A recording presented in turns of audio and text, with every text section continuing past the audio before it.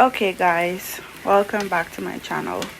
Today I'm cooking for dinner steamed pork chops. I boiled the pork chops and then I fried them, and then I'm gonna steam them now.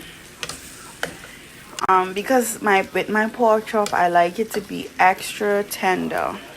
And here what I'm stirring up is the herbs for the steam. It's onion, sweet pepper, tomatoes, scallion, garlic pepper. And I don't use salt, as I said. I use this and pepper for seasoning. It's very nice.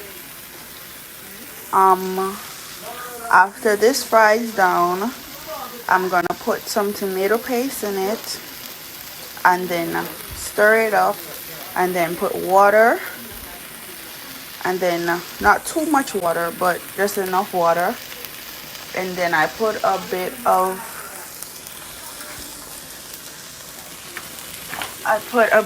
of this browning inside it to darken up the gravy.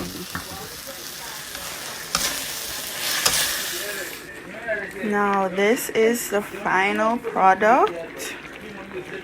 Just let it steep for a little bit to let the gravy go through the pork chop, and that's about it.